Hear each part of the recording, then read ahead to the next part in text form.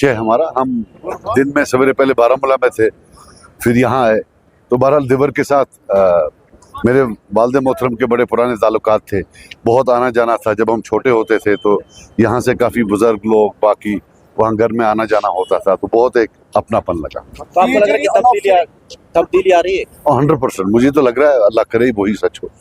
सजा साहब ने पहले भी कहा था कि पीएचडी की नीयत साफ नहीं है, लेकिन अब वो टूट फूट की शिकार हो रहा है, तो क्या करें? देखिए, अल्लाह ताला का लाख करम है कि जल्द ही इलेक्शन से पहले ही जो मैंने डिसीजन लिया था उसकी तस्दीक हुई कि वो एक सही डिसीजन था, कि ये लोग वहाँ एटलीस्ट कश्मीरियों के लिए नहीं बैठे थे, ये लोग एटलीस्ट 370 के लिए नहीं बैठे थे। वरना आप भी मुझे बता दें क्या था, अगर उमर साहब देते एक सीट, ये कौन सी बड़ी बात थी।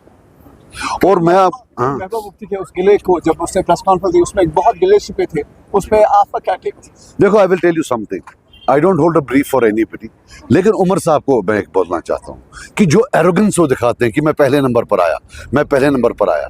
उमर साहब को पता होनी चाहिए कि 15 या 16 लाख वोट में से उसने 40,000 लिए हैं।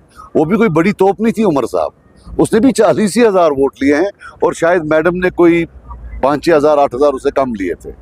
तो जो एरोगेंस वो दिखा रहे हैं, तो मेरा दिल किया बोलने का, तो इसलिए बोल दिया कि उतनी बड़ी तोप वो भी नहीं है।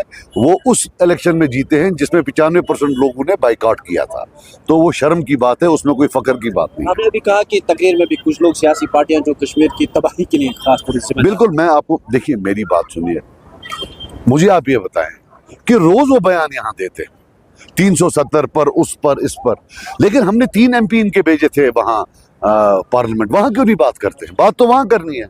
वहाँ जब हमने RTI किया तो इन्हें तो सवाल ही नहीं पूछे हैं, तीनों ने मिलकर पता नहीं 15 या 20 सवाल पूछे हैं 4 साल में, 5 साल में। So the question that they have to answer is that जहाँ बात करनी चाहिए वहाँ करते नहीं है, जहाँ कोई जरूरत नहीं है लोगों में वहाँ करते हैं। मीन सब ड्रामा है, दिखावा है, लोगों के सामने बात करते हैं।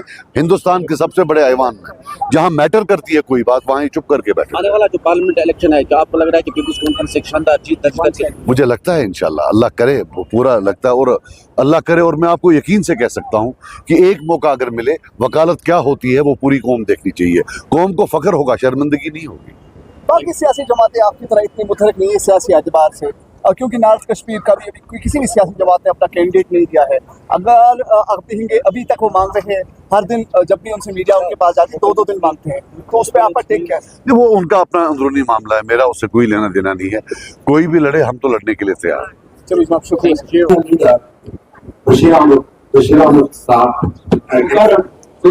साहब से चिल्ला करते हैं कि वो जो नए नंबर में आ रहे हैं उनकी बात है, उनके अपने पास ही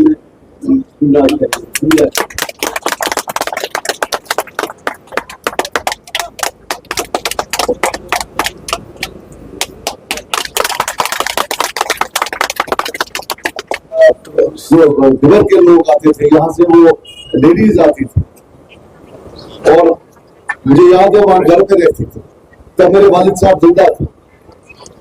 मैं 2 दिन बोल नहीं सकता, फिर हालात कुछ ऐसे हो गए, मैं नहीं कहूंगा कि दूरियां हुई, लेकिन ये था कि नजदीकियां भी नहीं। लेकिन आज जो मोहब्बत से, जिस मोहब्बत से आप आ रहे हैं, तो खुदा बहुत ज्यादा खुश हूँ। और मुझे ऐसा लगता है कि कहीं ना कहीं जो